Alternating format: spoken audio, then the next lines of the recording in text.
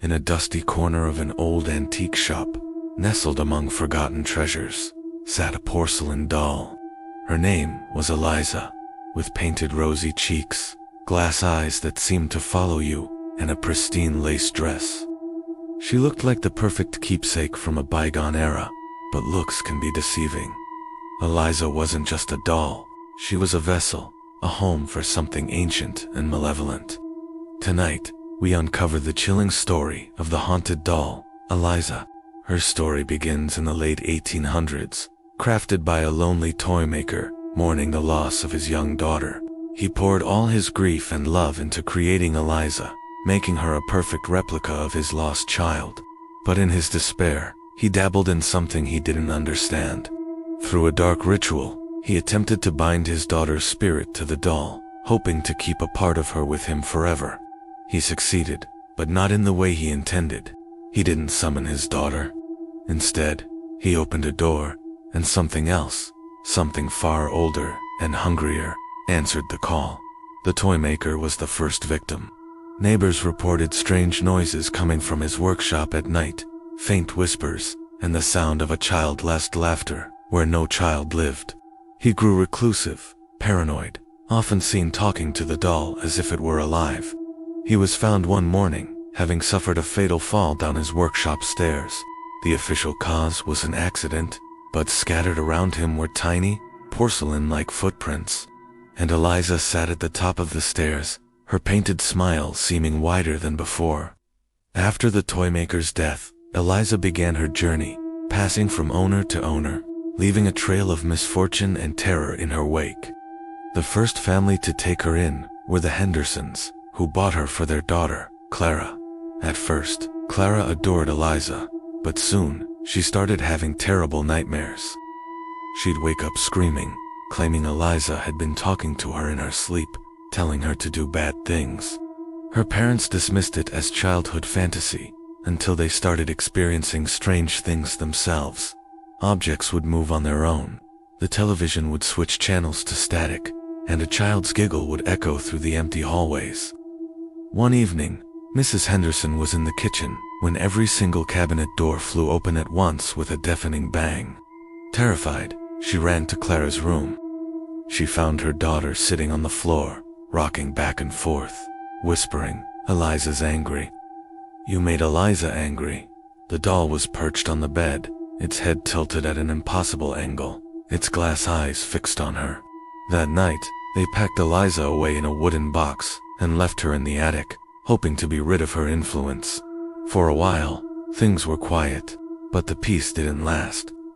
A few weeks later, a mysterious fire started in the attic, destroying everything inside except for the wooden box containing Eliza.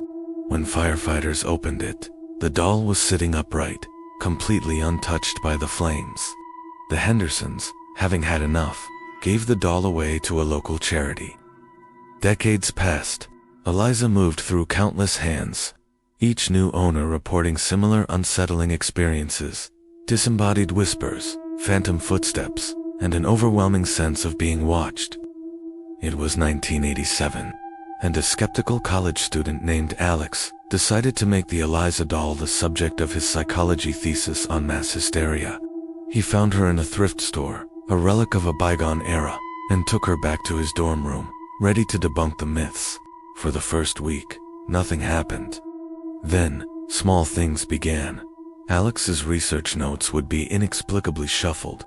He'd hear a faint music box tune, though the doll had no such mechanism.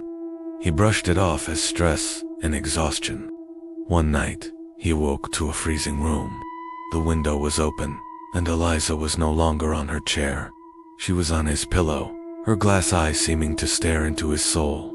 The audio recordings from that night captured a girl's voice, whispering, "Mine." Alex's skepticism was shattered. He abandoned his project, left the doll, and fled. The experience haunted him for years, a chilling reminder that some things can't be explained by science. Children who owned her became withdrawn and aggressive, while adults suffered from sleep paralysis and vivid, terrifying visions. Many tried to destroy her. Was thrown away, buried, even broken into pieces. But somehow, she always reappeared, perfectly whole, ready for her next victim. Her most recent and well-documented case involves a young couple, Mark and Sarah, who purchased her from an online antique collector in 2018. They were fascinated by paranormal stories and thought owning a haunted doll would be a thrilling novelty. They set up cameras around their apartment to document any strange activity. They didn't have to wait long. On the first night, the cameras captured the doll's head slowly turning on its own to face the lens. Over the next few days, the activity escalated dramatically.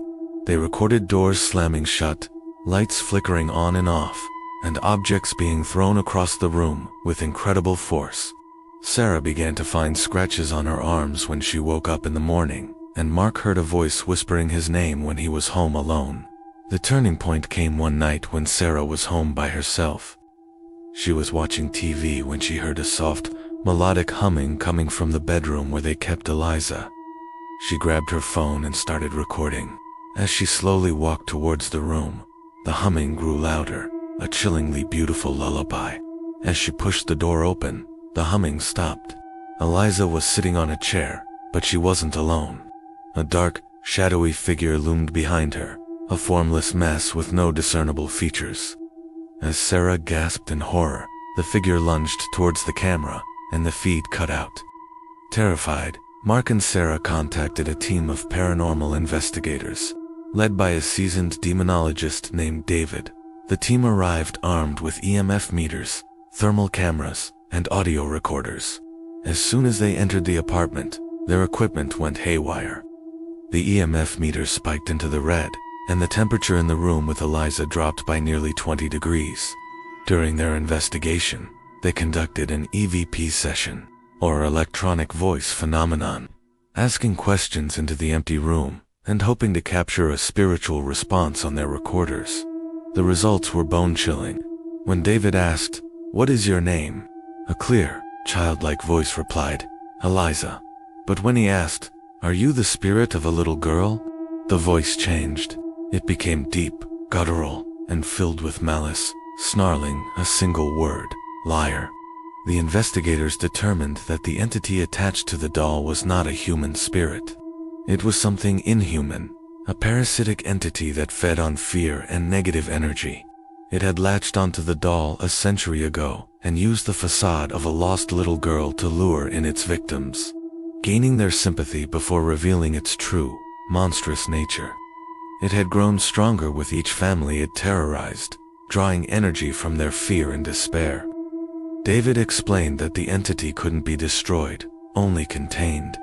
He performed a binding ritual, a complex ceremony involving holy water, salt, and ancient incantations, designed to trap the entity within the doll and sever its influence on the outside world. During the ritual, the entire apartment shook. The lights exploded, and a deafening roar filled the air. Mark and Sarah huddled in a corner as the entity fought back, but David held firm. Finally, with a last desperate shriek, the presence subsided. Silence fell. The activity stopped. The oppressive atmosphere in the apartment lifted. Following David's strict instructions, the doll was sealed inside a specially consecrated glass case, lined with salt and religious symbols. He warned Mark and Sarah never to open the case, never to remove the doll, and to treat it not as an object, but as a prison. Today, Eliza sits silently in her glass cage in Mark and Sarah's home. They have become her reluctant wardens. They say that sometimes, late at night, they can still hear a faint scratching sound from inside the case, as if something is trying to get out. The story of Eliza serves as a terrifying reminder that some objects are best left untouched, and that evil can wear the most innocent of faces. She is a porcelain prison, a beautiful cage for an ancient horror, waiting patiently for the day she might be free again. Thanks for watching our deep dive into the story of Eliza the Haunted Doll. If you enjoyed this chilling tale, make sure to hit that like button and subscribe for more explorations into the unknown. Have you ever had a paranormal experience? Let us know in the comments below. Stay safe, and see you next time. In the quiet, dust-filled corners of paranormal history, some objects gain a notoriety that transcends mere folklore. They become legends, whispered about in hushed tones. Among these is a porcelain doll, known simply as Lily, standing just 18 inches tall. With painted blue eyes and a serene, almost lifelike smile, she has been the subject of countless tales of unease and dread. But what makes Lily truly terrifying isn't just her appearance at S. What happens when the clock strikes 3 a.m.? This is the story of Lily, a doll that observers claim is not just an object, but a vessel for something ancient and malevolent. Our investigation begins with its documented history, piecing together a puzzle that spans over a century. Lily was crafted in the late 1800s in a small, forgotten German workshop known for its exceptionally detailed dolls. Her first owner was a young girl named Elsbeth, the daughter of a wealthy merchant. Elsbeth was inseparable from Lily, but their bond was tragically cut short when Elsbeth fell gravely ill. Historical records are sparse, but family journals suggest that in her final days, the girl spoke to the doll as if it were a living confidant, whispering secrets into its porcelain ear. After Elsbeth's passing, Lily was packed away, beginning a long and silent journey through time. For decades, she was an heirloom, passed down through generations, largely forgotten. It wasn't until the 1970s that the strange stories began. The doll was acquired by a private collector, Mr. Alistair Finch, who was the first to document the phenomena. Let's hear from his grandson, Thomas Finch, who remembers his grandfather's obsession. My grandfather was a rational man, a historian by trade. He didn't believe in ghosts, but Lily changed him. He started keeping a detailed log. It began subtly. He'd find her in a slightly different position than he'd left her. A tilted head, a hand moved a fraction of an inch. He initially dismissed it as his imagination, but then came the night he set up a camera. What he captured on that grainy 8mm film was undeniable. The original footage, though degraded, is chilling. Just as the grandfather clock in the study strikes 3, the doll's painted eyes, for a single, terrifying frame, appear to be closed. Then, they are open again. Alistair Finch was convinced Lily was blinking. He spent the last years of his life trying to understand it, becoming increasingly withdrawn and paranoid. After his death, the family, unnerved by the doll, donated it to the Ebenwood Museum of Paranormal Antiquities, where it resides today. The museum has continued the investigation, placing Lily in a climate-controlled, sealed glass case under 24-hour surveillance. The curator, Dr. Eris Thorne, a noted skeptic in the field of parapsychology, initially approached the case with academic detachment. When Lily arrived, I saw her as a fascinating piece of cultural history, a canvas onto which people projected their fears. My goal was to debunk the myth. We set up multiple high-definition cameras, motion sensors, temperature gauges, everything. For weeks, nothing happened. We recorded hours of footage of a perfectly still, inanimate object. I was ready to write my report to close the case. Then came the first incident. On a cold October night, at exactly 3 a.m., the museum's sensitive audio equipment picked up a faint, almost inaudible sound coming from inside the sealed case. It was a soft, melodic humming. The sound lasted for 13 seconds and then stopped. Analysis showed it wasn't an external frequency or equipment malfunction. The sound originated from the doll's location. This was the first piece of hard data that couldn't be easily explained away. Since then, the phenomena have escalated. We spoke with a former night guard, David Chen, who worked at the museum for 2 years. His experience remains a source of deep anxiety for him. You're told it's just a doll, you laugh it off. But being there, alone in the dark, with just that thing for company, it gets to you. The main rule was, don't look directly at the case between 3 o'clock and 3:05 a.m. Management said it was to prevent observer effect, but we all knew it was because things happened. One night, I broke the rule. I was watching the monitor.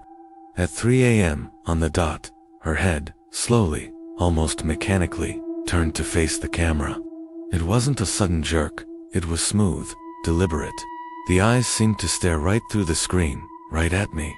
I felt this cold dread wash over me, a feeling of being watched, of being known. I quit the next week.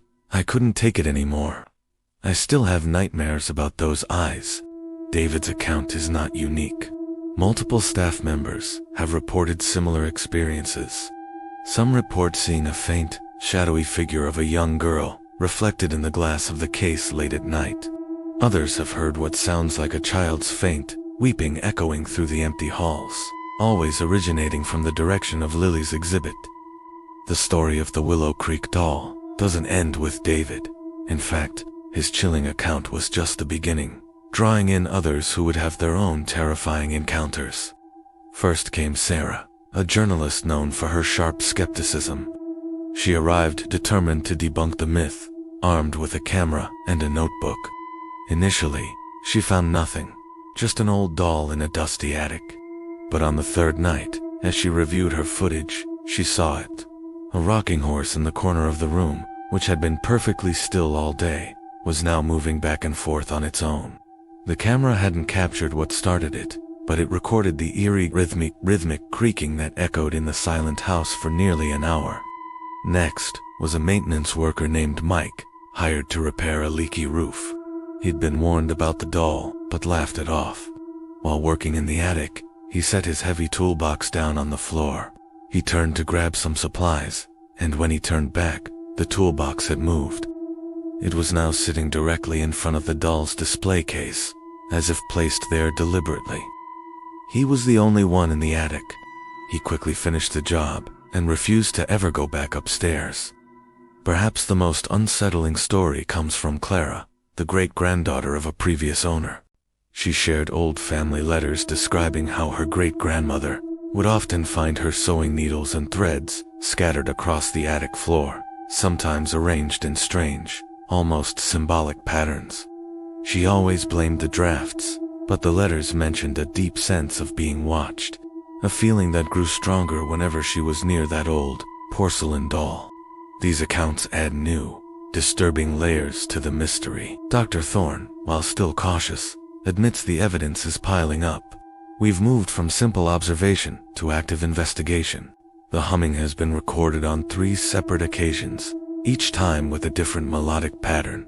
We've documented 17 instances of micro-movements, blinks, finger twitches, head turns, all occurring at or around 3 a.m., a time historically associated with heightened spiritual activity, often called the witching hour or devil's hour.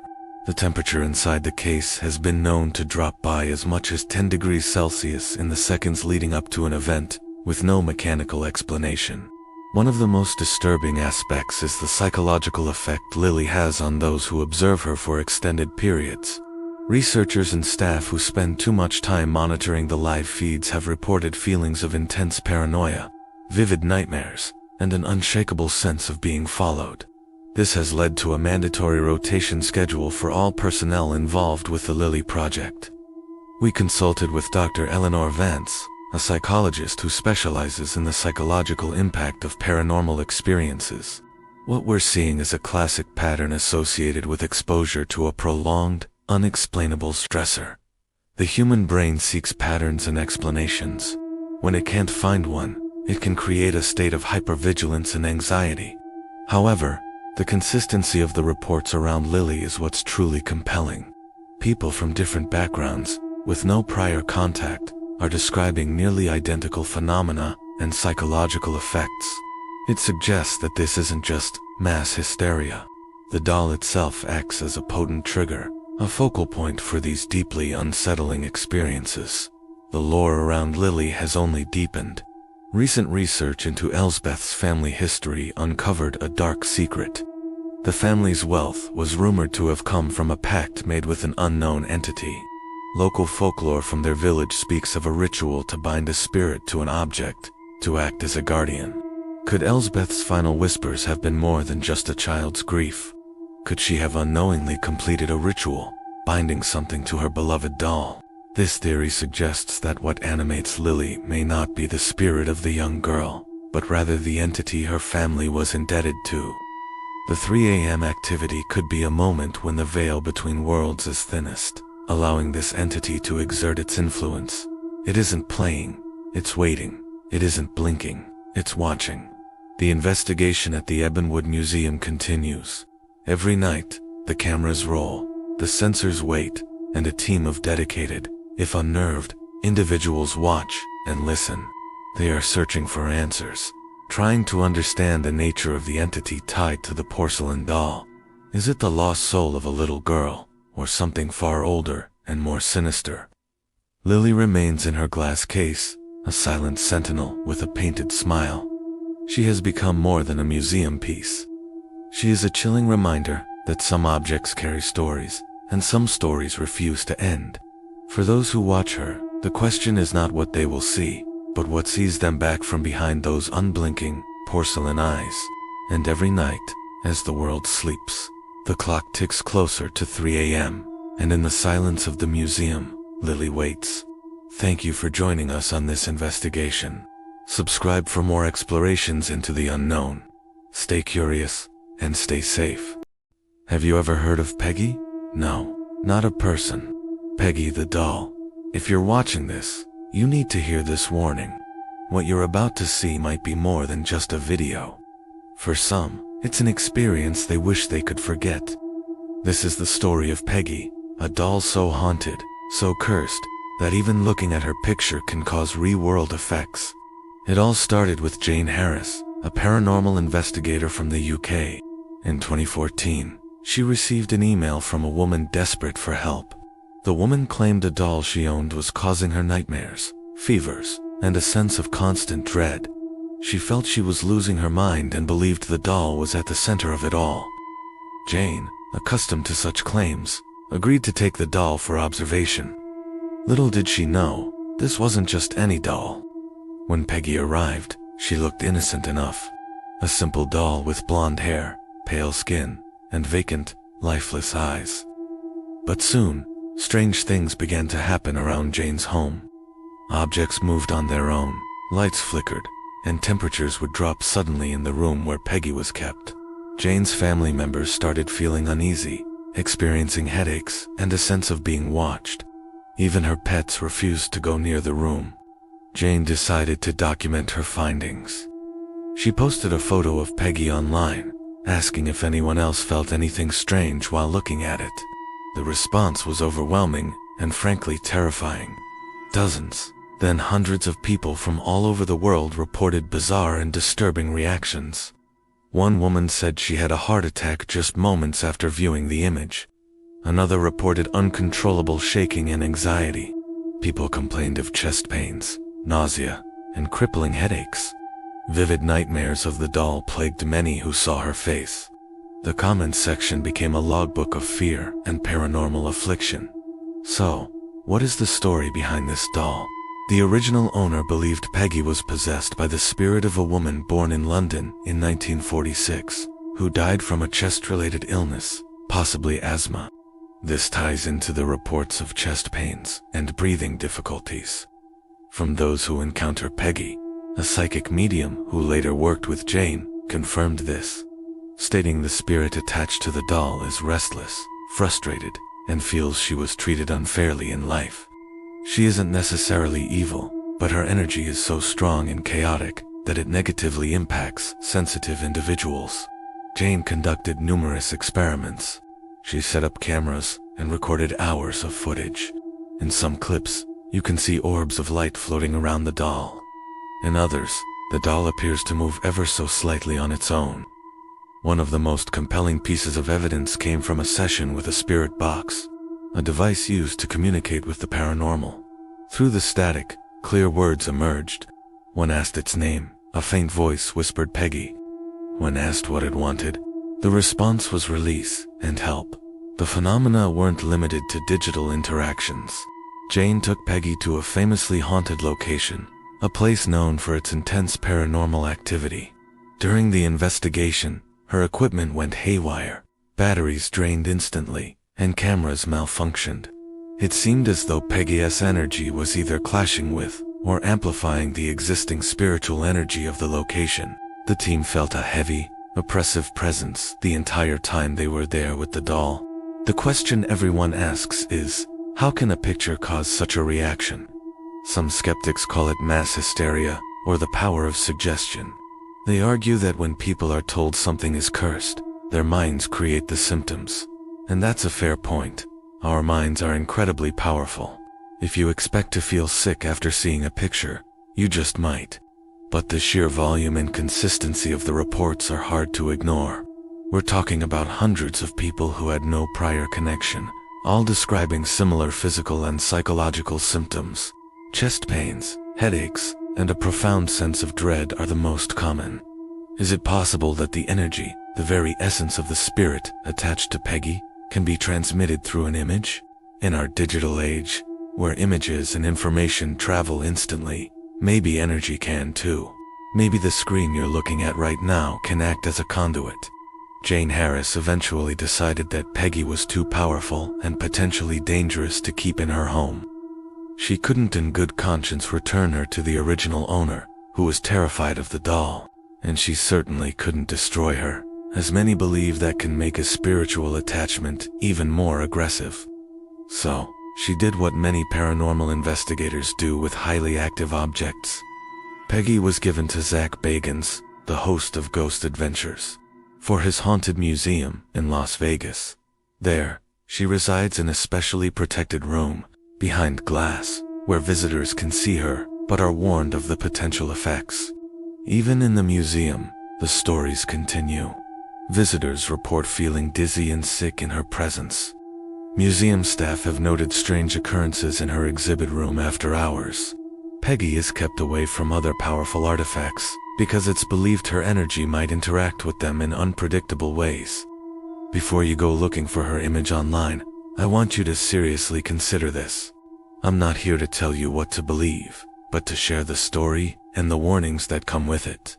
The people who reported these experiences were genuinely distressed. They weren't seeking attention, they were seeking answers and relief. One woman who had a severe reaction after seeing a video of Peggy had to be spiritually cleansed by a medium to feel normal again. If you are sensitive to spiritual energy, or even if you're just a little bit curious, please proceed with caution. The mind is a powerful thing, but some things exist outside our current understanding. The story of Peggy the doll is a chilling reminder that there are forces in this world we do unfully comprehend. The veil between our world and the next can sometimes be as thin as the screen you're rewatching this on. So what do you think? Is Peggy the doll a genuine paranormal conduit, a vessel for a tormented spirit, capable of affecting people through images alone? Or is this all a fascinating case of mass psychological suggestion, fueled by a spooky story and the internet? The answer might depend on what you're willing to believe.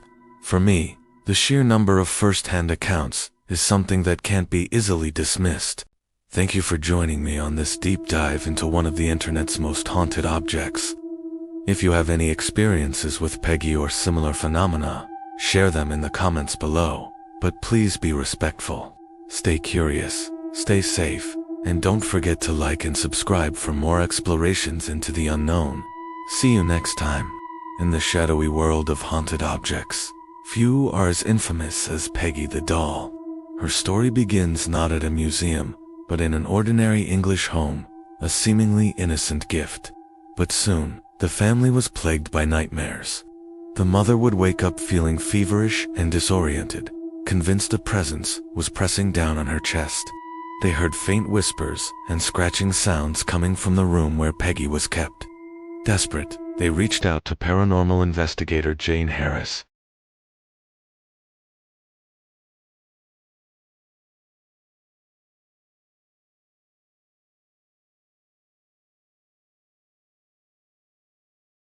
Jane quickly discovered the doll's unsettling power. During her investigations, a woman watching a live stream of Peggy suddenly had a heart attack. Another viewer experienced a severe asthma attack. Over 80 people reported chest pains, nausea, and terrifying visions just from looking at her image. One medium who tried to communicate with the doll was so shaken she had to be carried from the room, claiming the spirit attached to Peggy was malevolent and had died from a chest-related illness, possibly drowning.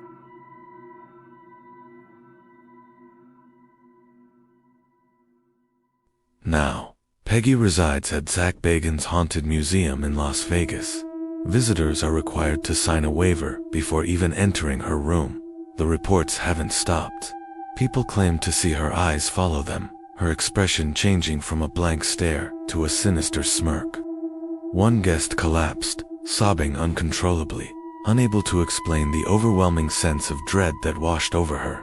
Another reported feeling tiny, cold hands grabbing their arm in the dark. Is Peggy just a doll, or is she a vessel for something much, much darker? The countless stories from terrified witnesses suggest the answer is far from simple. Thanks for watching, and don't forget to subscribe.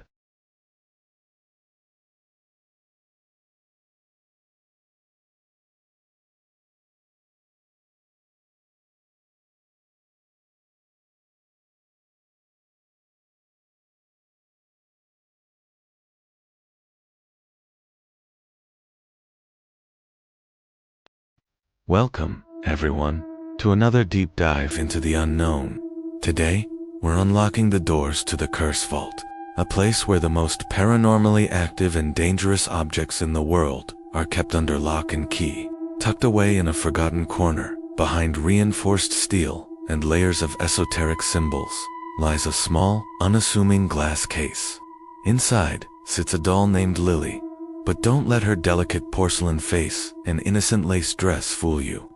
Lily is considered one of the most volatile residents of the vault. Her story begins, not in a toy store, but in a quiet antique shop in New Orleans in the late 1800s. A wealthy Creole merchant named Etienne Dubois purchased the doll for his only daughter, a sweet, frail girl named Clara. Clara adored Lily. She took the doll everywhere, whispering secrets into her painted ear and hosting elaborate tea parties for her in the garden.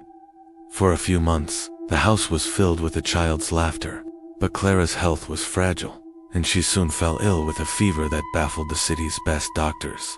As Clara weakened, strange things began to happen in the Dubois mansion. Servants would hear faint giggling coming from empty rooms. Objects would move on their own, a teacup sliding across a table, a door creaking open when no one was there. They often found Lily in different places from where she was left, sometimes perched on a high shelf, her painted eyes seemingly watching their every move. The family, consumed with worry for Clara, dismissed these occurrences as tricks of the light or products of their exhausted minds. Clara's condition worsened. In her final days, she barely had the strength to speak, but she clung to Lily, her small fingers wrapped tightly around the doll's arm.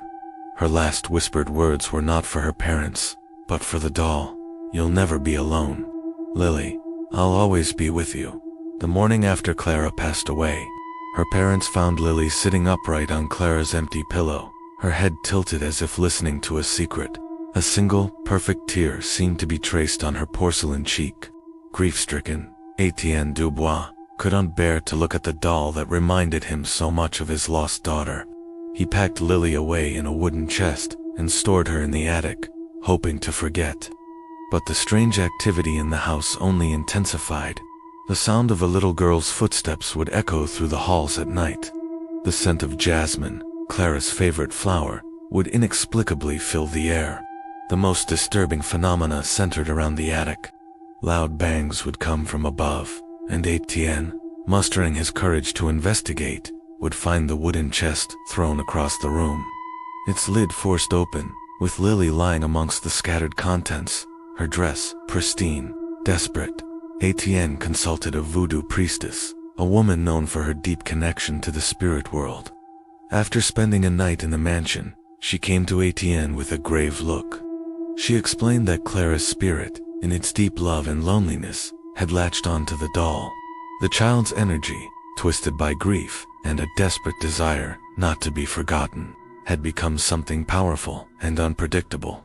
It wasn't malevolent, not yet, but it was possessive and territorial.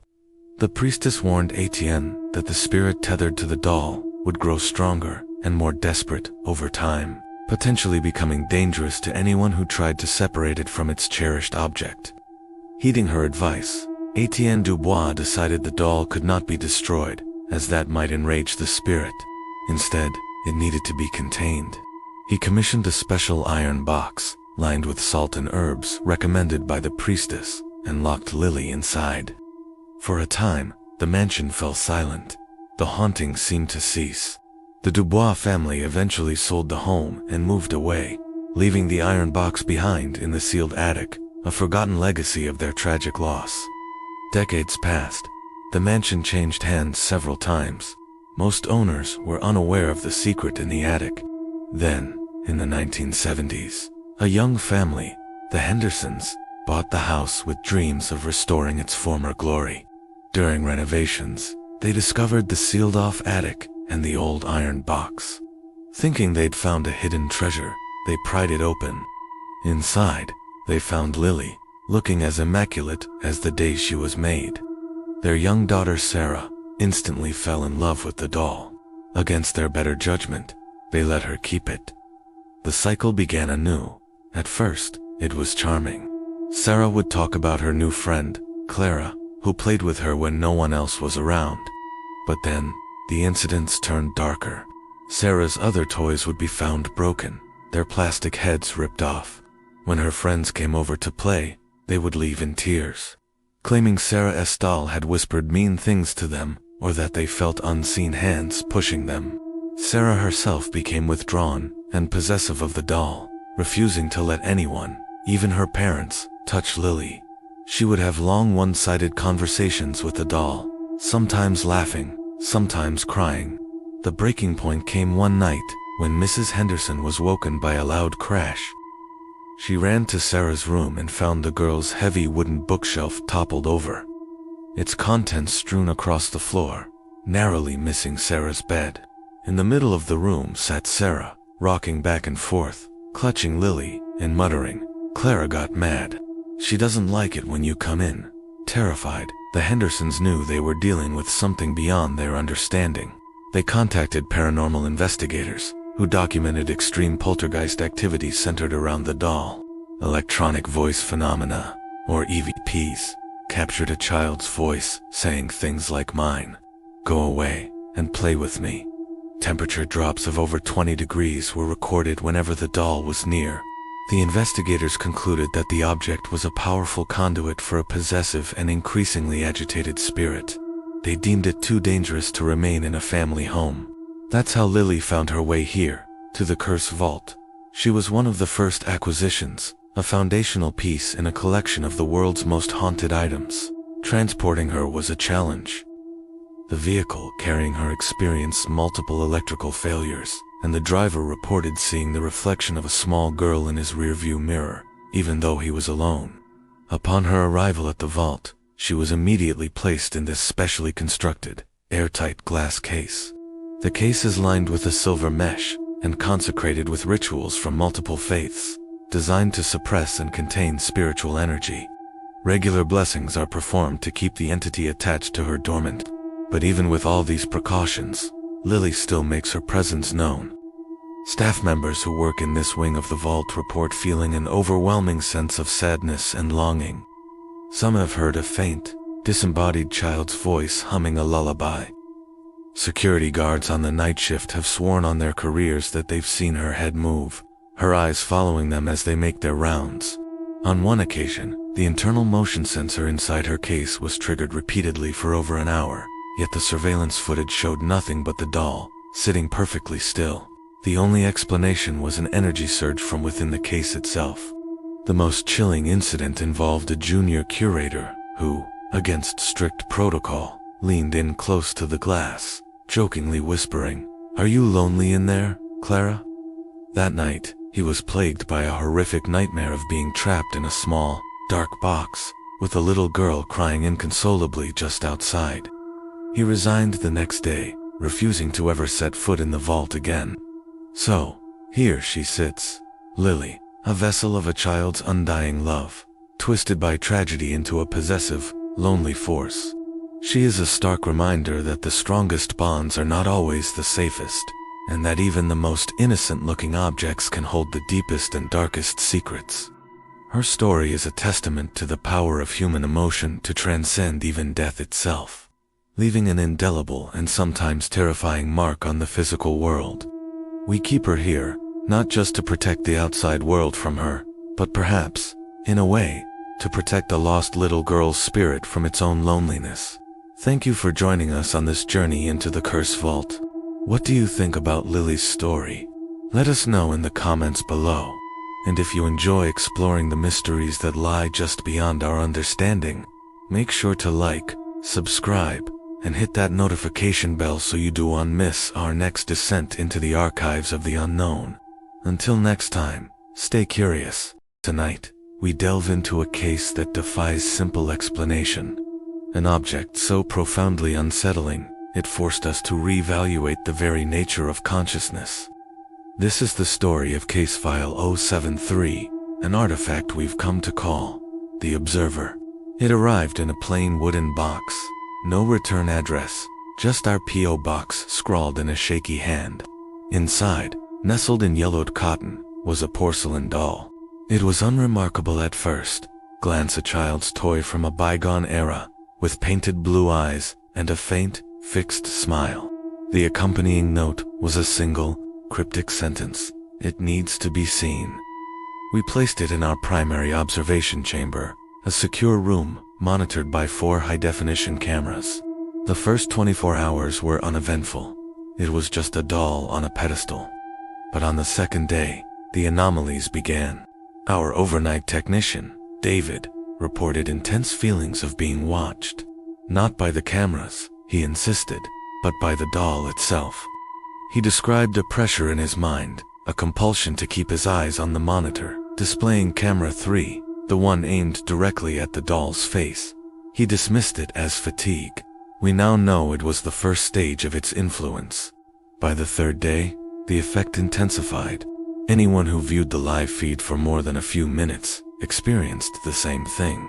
An inexplicable pull, a mental command to look, We decided to run a controlled experiment. 2 researchers, Dr. Eris Thorne and Jessica Beale, were assigned to monitor the feeds from separate, isolated rooms. They were instructed to log any and all subjective experiences. Maurice's log from that first hour is chilling. He wrote, "Its eyes, they aren't just paint, they are apertures. I feel evaluated. It's not malevolent, not yet. It's curious. It's learning me." Jessica's log was more visceral. "My head is pounding. I tried to look away, to check the other camera feeds, but it felt like tearing my own skin off. There's a rule. I have to look. I have to pay attention." This was the core of the doll's power. It enforced rules.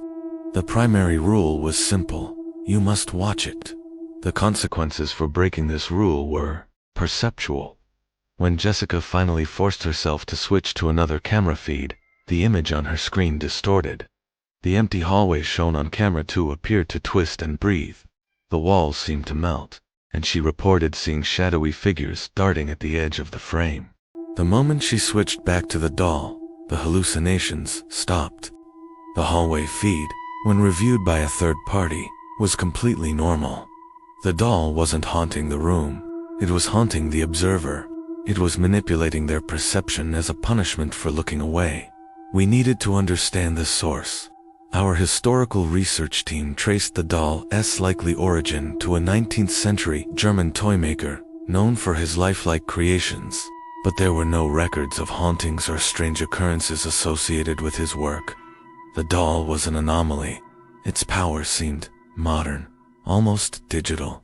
Our lead tech analyst, Kenji, proposed a radical theory. He said, "It's not possessed by a spirit.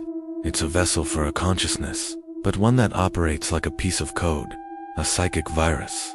Its programming is simple: acquire and maintain attention. Its survival depends on being observed." To test this, we set up a new protocol.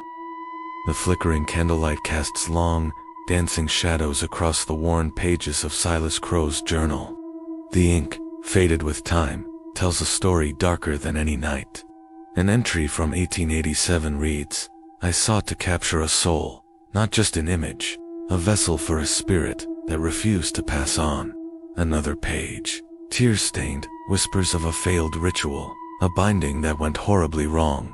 "The eyes, they follow me now. She is not what I intended." We've brought in a new researcher to help us decipher these chilling texts. Dr. Evelyn Reed, a renowned skeptic in parapsychology. She scoffs at the journal, calling it the ravings of a grieving mad toy maker. She insists on spending a night alone with the doll, Annabelle, to debunk this hysteria once and for all. We set up cameras, of course. For the first few hours, nothing. Dr. Reed reads a book, occasionally glancing at the doll with a smirk. But then, around 3 a.m., the temperature in the room plummets. The camera feed flickers.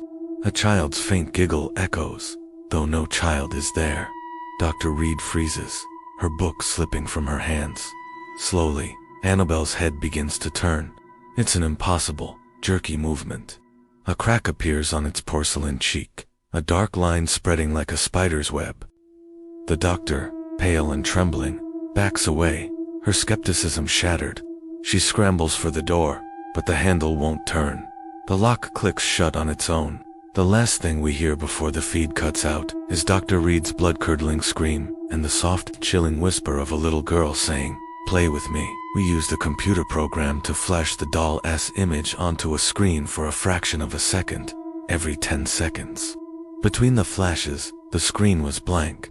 The idea was to give it the bare minimum of observation required to satisfy its programming without a human observer being directly exposed. For a while, it seemed to work. The intense psychological pressure in the facility subsided, but we had underestimated it. After 72 hours of the flashing image protocol, something changed.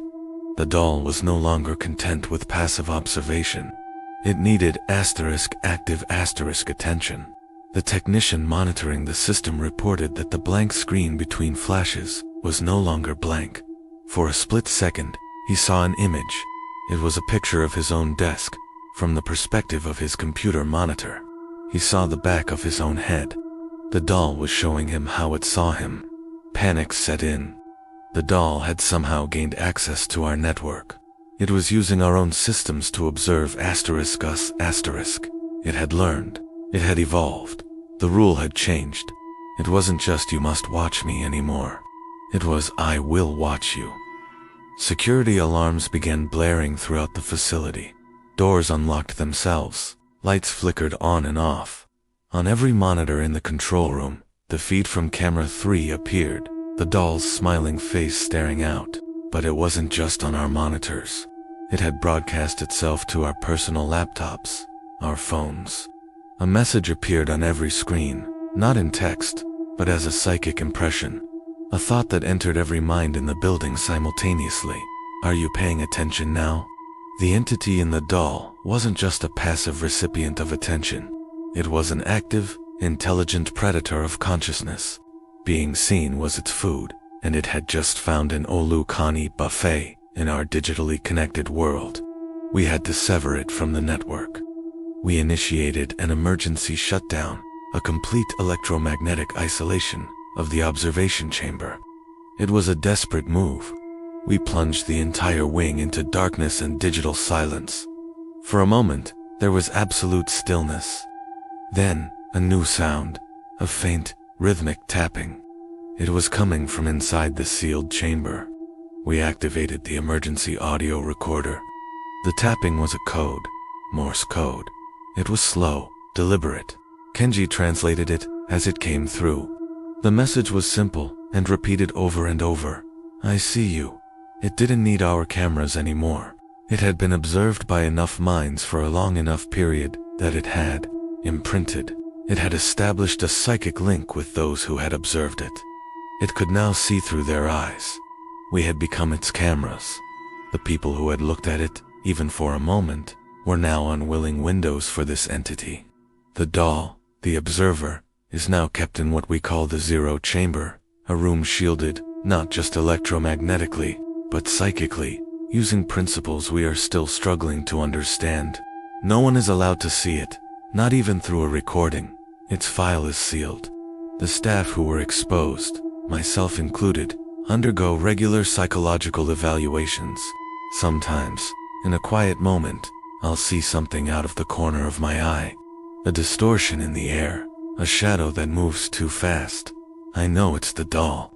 I know it's still watching through my eyes, patiently waiting. The existential horror of Case File 073 isn't that a doll is haunted. It's that our own attention, our very consciousness, can be hijacked and turned into a prison. It raises a terrifying question. What else is out there, quietly watching us through our own eyes, just waiting for us to pay enough attention for it to take control? The most frightening monsters aren't the ones we see. They're the ones that see through us.